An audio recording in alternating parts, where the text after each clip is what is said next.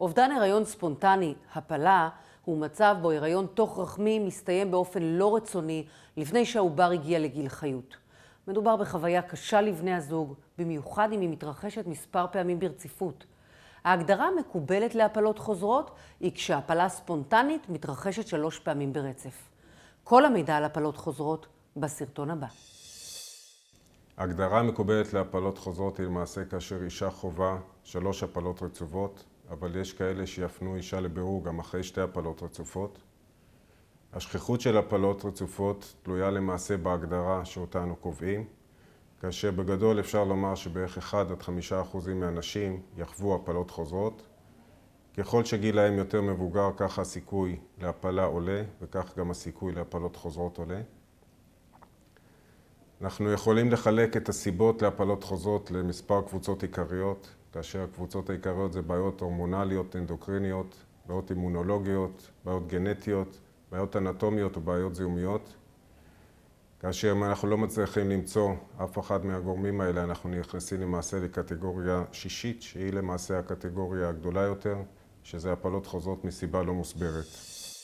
הסיבות היותר שכיחות להפלות חוזרות הן בעיות גנטיות, ואנחנו יודעים שכ-50-60% מההפלות בשליש הראשון נגרמות על רקע של בעיות כרומוזומליות, בעיות אנטומיות ברחם כמו מחיצה בתוך הרחם, הפרעות הורמונליות כמו הפרעה בתפקודי בלוטת התריס, סכרת לא מאוזנת, או בעיות של קרישיות יתר נרכשת או מולדת, כמו אפלה סינדרום. אלו הגורמים היותר שכיחים להפלות חוזרות. בהתאם לממצאים, הרופא יכול לשלוח את בני הזוג לחלק או לכל אחת מהבדיקות הבאות, הפניה לבדיקות דם שלהם, לבדוק הפרעה בתפקוד של הורמונים שונים, כמו תפקוד של בלוטת התריס, סוכרת לא מאוזנת, הפניה להמטולוג לבירור של קרישיות יתר נרכשת או מולדת, הפניה לייעוץ גנטי לבדיקה של קריוטיפ של בני הזוג, הפניה לבדיקה של שלמות תעלת הלידה, כמו מבנה הרחם על ידי אולטרסאונד תלת מימד או היסטרוסקופיה, או הפניה לבירור זיהומי לשלילת גורמים זיהומיים להפלות החוזרות. השאלה הכי חשובה זה האם יש לנו טיפול להפלות חוזרות. אז הטיפול תלוי בגורמים שאנחנו מוצאים. אם אנחנו מוצאים סיבה הורמונלית כמו סוכרת לא מאוזנת, הפרעה בתפקודי בלוטת התריס, איזון תרופתי בהחלט יכול לשפר את הסיכוי להיריון תקין בהיריון הבא.